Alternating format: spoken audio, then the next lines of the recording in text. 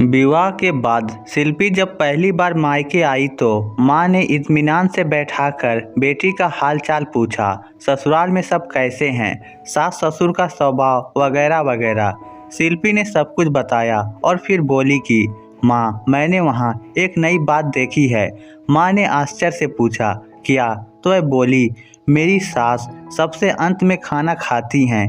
कई बार तो कुछ भी नहीं बचता, तब वह पानी पीकर ही रह जाती हैं। परंतु उससे भी अधिक विचित्र बात यह है कि ये बाबूजी यानी कि मेरे ससुर जी की थाली का बचा हुआ खाना ही खाती हैं।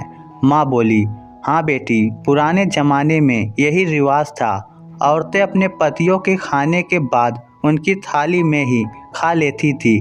कहा जाता है कि जूठा खाने से प्यार बढ़ता है, लेकिन माँ, आप तो ऐसा नहीं करती और पापा भी थाली में कभी जूठन नहीं छोड़ते। अब समय बदल चुका है बेटी, और हम लोग शहर में रहते हैं। गांव में यह चलन अभी भी है, परंतु तुझे क्या, 2 दिन बाद तो तुझे शेखर के साथ मुंबई चले जाना है। छोड़ इन बातों को। माँ ने कहा तो शिल्पी बोली, हाँ मुझे क्या, लेकिन ही मन उसने कुछ निश्चय किया। शेखर के साथ वापस जब वह ससुराल गई और सास को ससुर जी की थाली में खाते देखा तो उसने कहा, माँ जी, कल से आप फ्रेश थाली में खाना खाएंगी और बाबूजी भी जूठा नहीं छोड़ेंगे। नहीं नहीं बहू, मैं ऐसा नहीं कर सकती।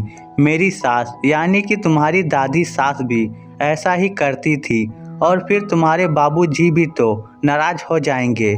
सीधी और सरल स्वभाव वाली उसकी सास ने जवाब दिया तो वह बोली, बाबूजी को मैं समझा आऊंगी, पर कल से आप उनकी थाली में नहीं खाएंगे। शिल्पी का देवर वहीं खड़ा सास बहू की बातें सुन रहा था। वह बोला, भाभी, माँ का ऐसा करना मुझे भी बहुत बुरा लगता है। हम तो इन्हें समझाते समझाते थक गए हैं। आप यदि सफल हो गई तो क्या, आज रात को ही देख लेना। हंसते हुए उसने कहा। रात को सबके खाना खाने के बाद जब ससुर जी ने अपनी थाली शिल्पी की सास को दिया तो शिल्पी ने उन्हें नहीं कहने को इशारा किया। उसकी सास भी शायद अब यही चाहती थी, सो अपनी हिम्मत बटोरकर बोली, मैं इस थाली में नहीं खाऊंगी। आपने जो खाना छोड़ा है उसे गौ माता को खिला दूंगी।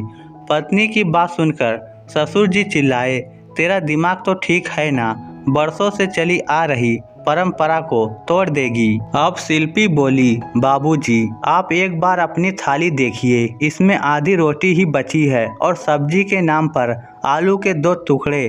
पहले क्या हुआ मैं नहीं जानती, लेकिन इस उम्र में तो माँ जी को पूरी डाइट मिलनी ही चाहिए।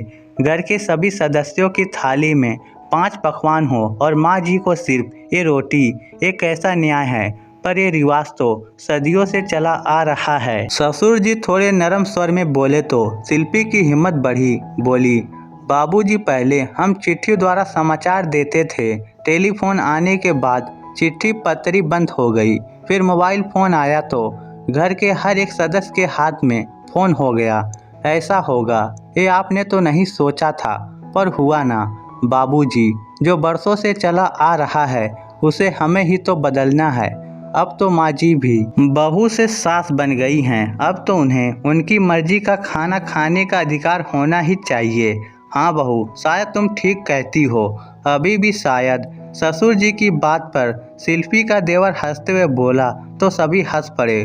उस दिन के बाद से शिल्पी की सास भी अपनी थाली में सबके साथ बैठकर खाना खाने लगी और ससुर जी ने भी जूठन छोड़ना छोड़ दिया। इस स्टोरी को लेकर आपकी क्या राय है, नीचे कमेंट करके हमें ज़रूर बताइएगा। धन्यवाद।